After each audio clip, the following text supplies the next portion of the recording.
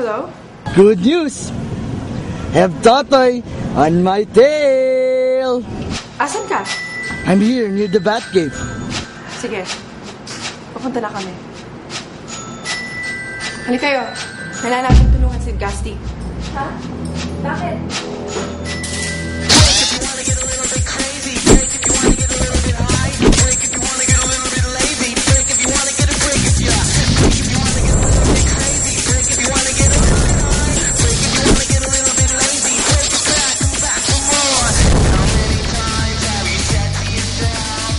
Tama na.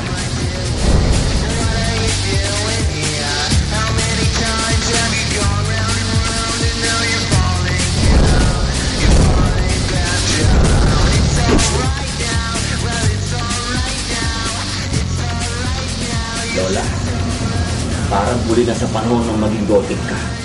Bastos! Lumayas ka dito bago kita mapatay! Totoy! Art! Art! In the name of the Father and the Holy Ghost.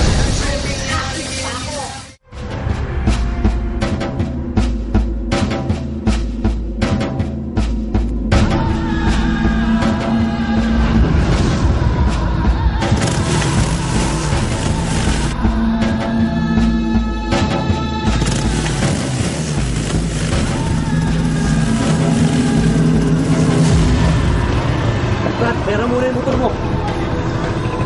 Pulis ako!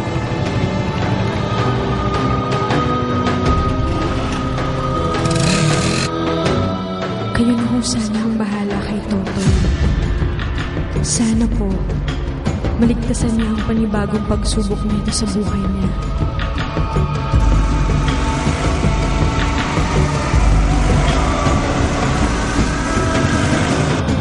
Sana ho walang mangyaring masama sa kanya.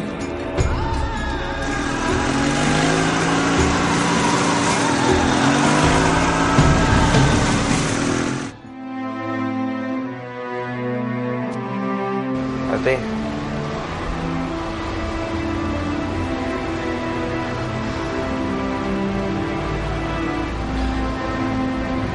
Ano na, Steve? May balita ka na ba kay Totoy? Nakita mo na ba siya? Wala pa. Wala rin akong balita sa kanila ngayon. Lo, bakit po ang tagal-tagal ni Itay? Natatakot na po ako. Ayoko po dito. Gusto ko na po kay Itay. Oo, Cecilia. Makikita natin at makakasama natin ang Itay mo. Kailangan makaplano tayo paano tayo makakatakas dito. Di ba paano ba tayo makakatakas? Isa lang ang daan. Ay, nakakantado pa sa labas. Relax lang po kayo. Huwag kayong mawalan ng pag-asa. Darating at darating po si Kuya Totoy para iligtas tayo. Relax lang po.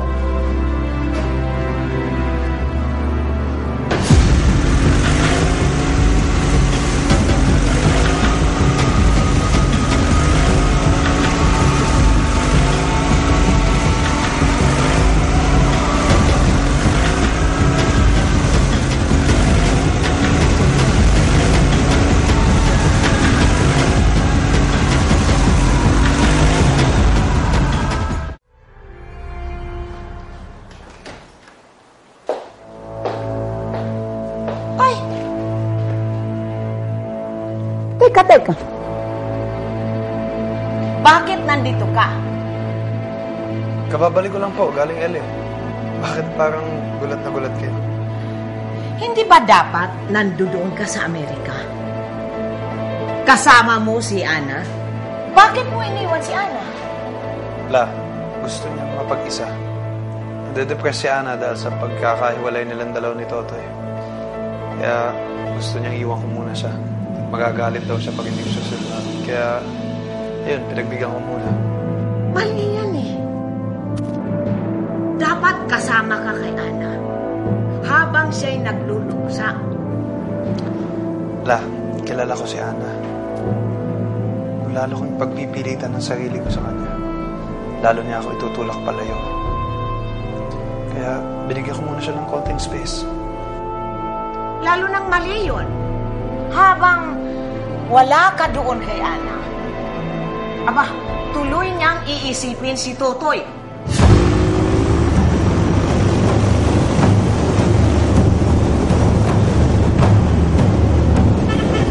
Totoy.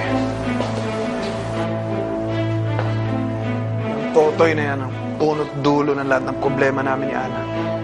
Hanggat nabubuhay si Totoy, aasa at aasa pa rin si Ana na magkakabalikan sila.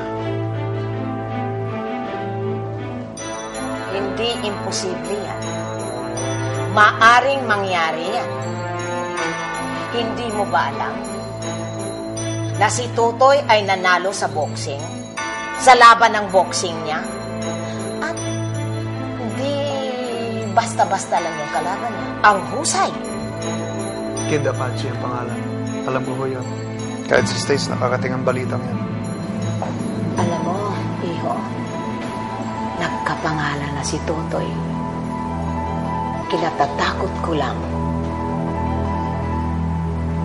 Baka magkapantay na ang mundo ni Ana at ni Totoy.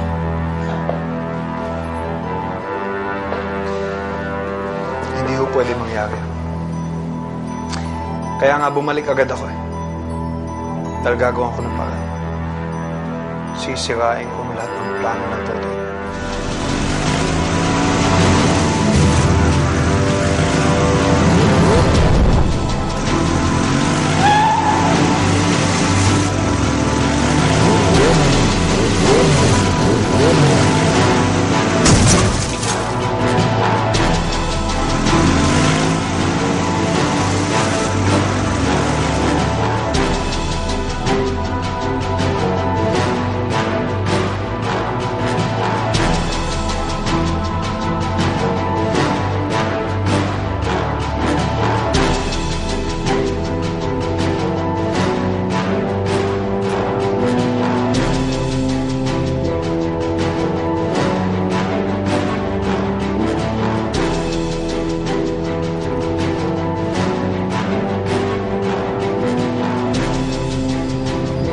Sa wakas, nakita rin tayo. Nasaan ang pamilya ko? Huwag kang mag-alala. Hindi kita pipigilan sa gusto mong gawin sa akin. Karapatan mo ang magiganti. Pero ang pakiusap ko, huwag mong idamay ang pamilya ko. Walang mangyayaring masama sa kanila. Kundi maramdaman ang sakit na naranasan ko. Pinatay mo ang aking ama. Ngayon, maraming salamat. Hayaan mo muna ako makapagdasal bago mo pakawalan ng balang ipinangalan mo sa akin.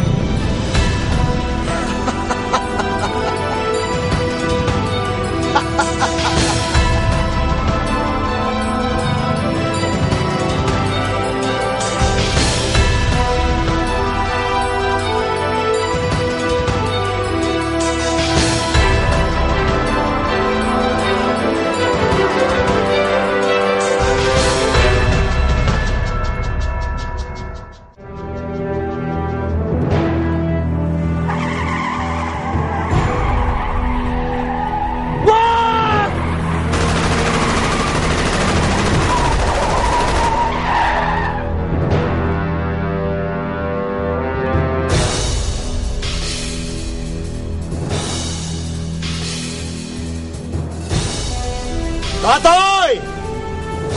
Sabi ko na sa'yo eh, kami ang iyong Anghel de la Guardia! Your savior! Pag na-disgrasya si Totoy, mawawalan ka ng gintong minahan. Kaya mabuti pa, ipagdasal mo siya sa lahat ng santong kakilala mo na walang masamang mangyari sa kanya. Dahil pag nagkataon,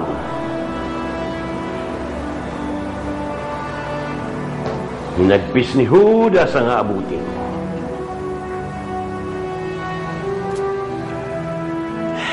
Walang masamang mangyayari kay Totoy, Coach. Inutusan ko na nga si Tulfo at si Berong eh. para hanapin at proteksyonan siya. Ayos ba, Totoy? Totoy!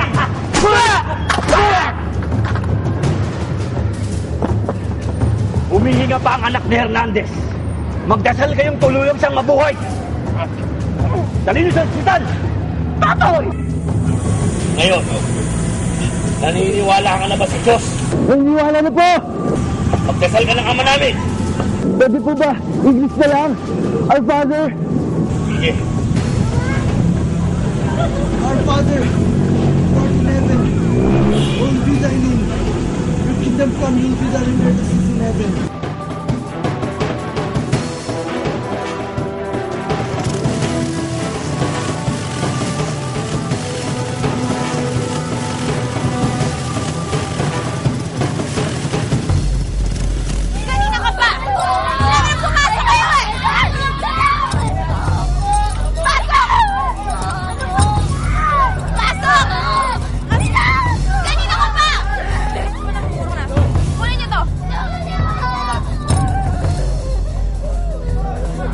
Sigaw ka pa?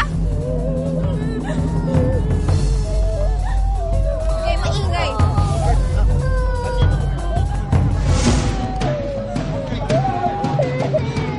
Mga bata lang kailangan namin.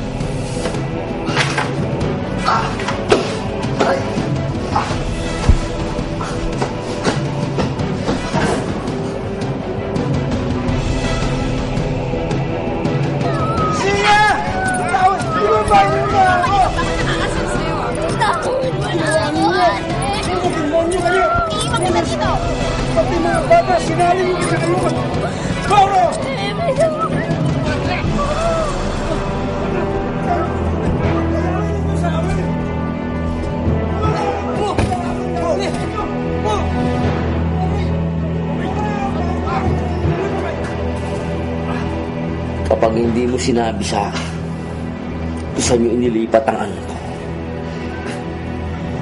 magkikita na kayo ng Panginoong lumikha.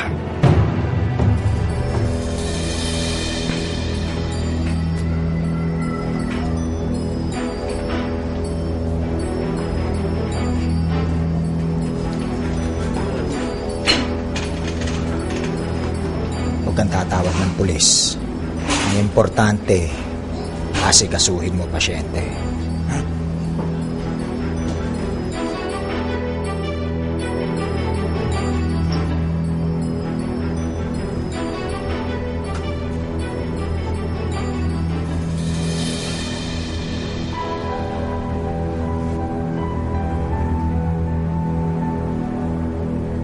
Naiwan yung bala sa ulo niya. Kaya kailangan niya ng immediate surgery para matanggal na agad. Yes. Nurse, kamusta yung vital signs? Stable lang, Doc. Good. Pa-CT scan na siya agad,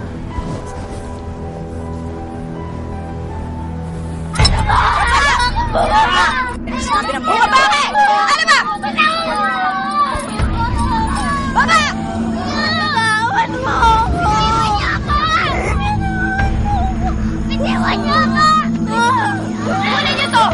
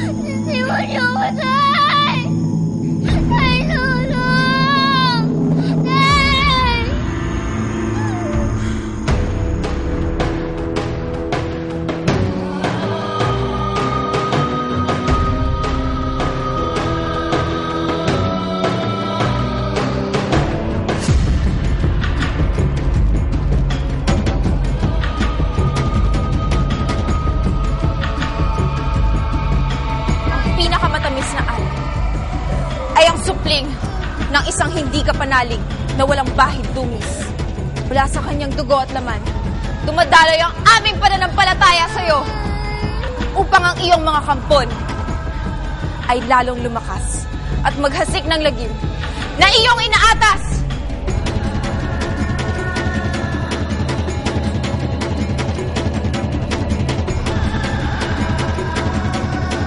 At ang kasunod nito, ang kamatayan ng ama ng supling.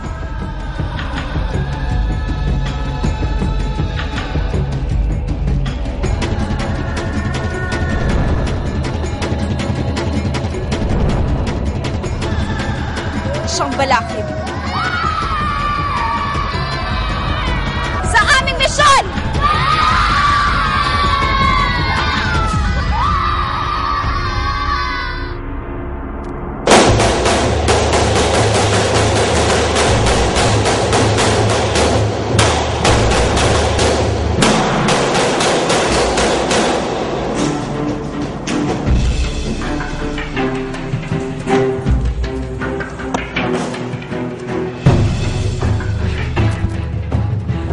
Tinatali!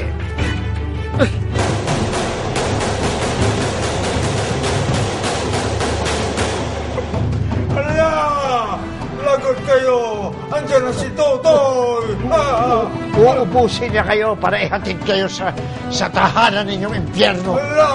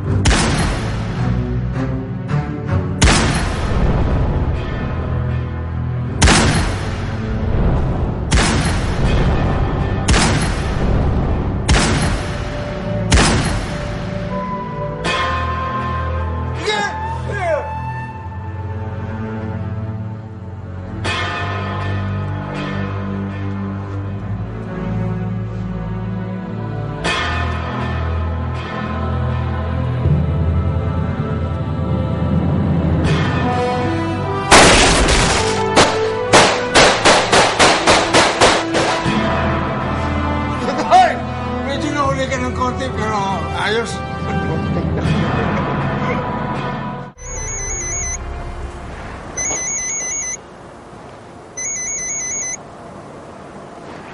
Hello?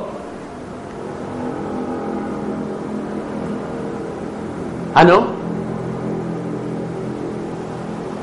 Nailigtas na ni Totoy ang pamilya niya? Ay, salamat sa Diyos. Salamat sa balita. Manuel, nailigtas ni Totoy ang pamilya niya. Nakita mo na, Coach. Hindi ako nagkamali, di ba? Nagdilang ang hila ko. Baka naman gusto mong tawagan kitang San Manuel.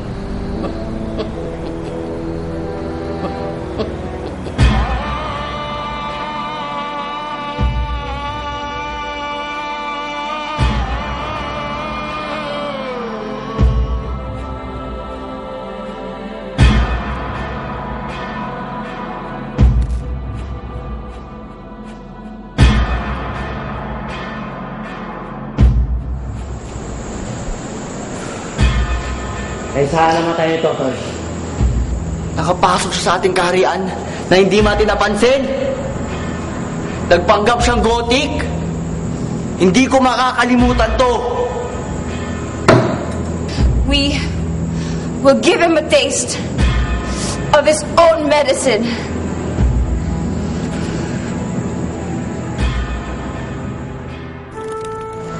O Panginoon ko, muli na naman pong natugisan ng mga kamay ko. Aking pong niurakan ng aking sinumpa. Napakarami ko na naman pong napatay. Patawarin niyo po sa aking mga kasalanan. Ang aking Panginoon, ilayo niyo po ako sa mga ganitong bagay. Ayoko na kong pumatay ng tao.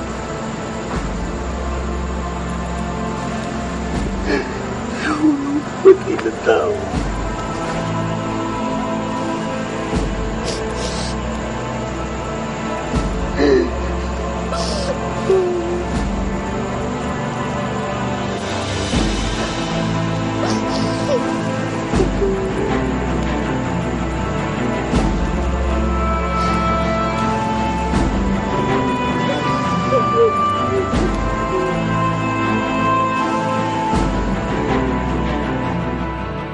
Kuya Totoy, dito din po pala dinala yung header na yun. Kamusta po siya? Buhay pa ba siya? O patay na? Kagaya ng mga kasama niya? Hindi ko pa alam.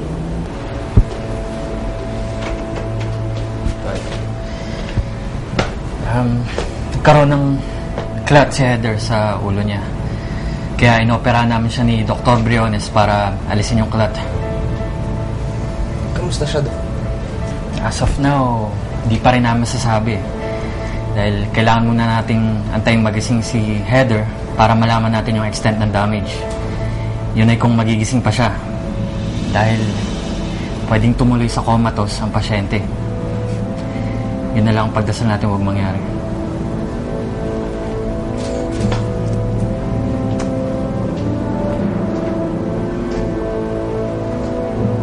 Sigurado ko, Kuya Totoy, na kapag magising siya, hindi siya titigil hanggat hindi niya kayo napapatay. Kuya Totoy, ama niya ang nawala. At kahit anong paliwanag pa ang sabihin sa kanya, hindi po niya maiintindihan yun. Magaling. Salamat at nailigtas niyo si Totoy. Oo nga, boss eh. Ang problema, sinampa kami ni Totoy eh. Hindi niya yata nagustuhan yung ginawa namin doon sa mga batang gustong bumaril sa kanya. Pagpasensyahan niyo na si Totoy. Malaki naman ang pakinabang natin sa kanya, hindi ba? Okay. Pero alam mo, ang galing mo talaga, boss eh. Sumisikat na si Totoy. At konting-konti na lang, isa na siya sa pinakamalaking pangalan sa larangan ng vaccine. Yan na ang matagal kong gustong mangyari. Na siya ang maging pinakamahusay na boksingero sa buong mundo. Dahil kapag nangyari yon, lalaki lalo ang kita natin. Di ba?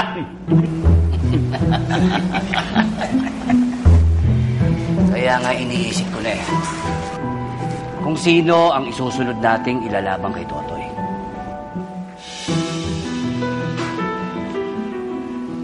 Kuya Totoy, sabi po ng doktor, makakalabas na daw po ako ng ospital. Total, naka-advance naman po si Coach Fred dun sa bill ko eh. Eh kayo po, hindi pa kayo uwi? O baka bantayan niyo pa ho yung nagtangka sa buhay niyo?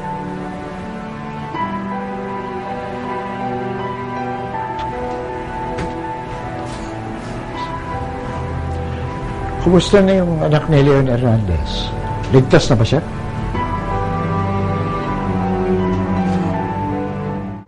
Sige na naman.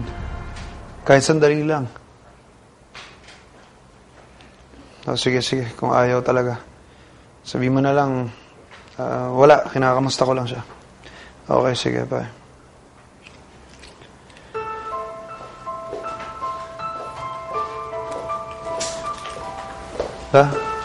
Kanina pa kayo dyan? Oo. Kaya, alam kong ayaw na ni Ana sa'yo. Kaya, ayaw ka niyang kausapin.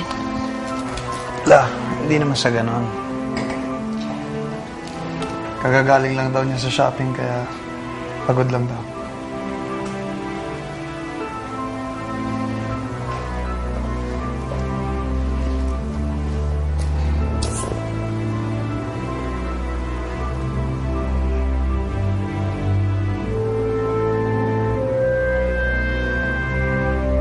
galing sa shopping.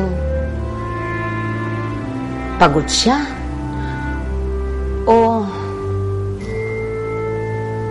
pagod na siya sa iyo.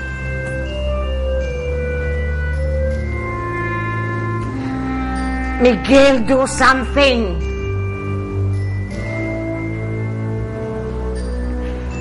Okay lang yan ngayon kasi nagkahiwalay sila. But for how long?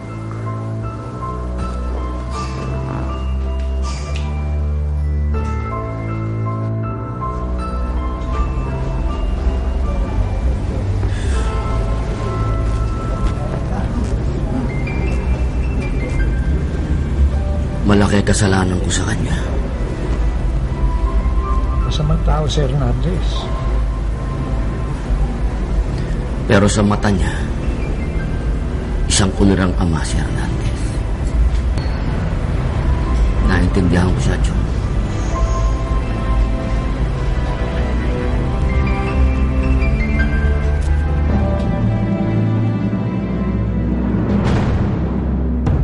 Siyang susunod na ilalaban natin kay Totoy, boss. Ano naman ang nakakagulat doon, Turco? Siya ang kasalukuyang light heavyweight champion of the world. Welterweight lang si Totoy. Ang layo ng diferensya sa timbang. Ano ka nga? Kung ano nga pinaplano mo, kakampi mo ko. Lalo pa ngayon na nagkakapangalan yung Totoy na yun dahil sa pagboboxing niya. Hindi dapat marating ni Totoy ang kinaroroonan ni Ana. Heavyweight na itong kakalain natin, Coach.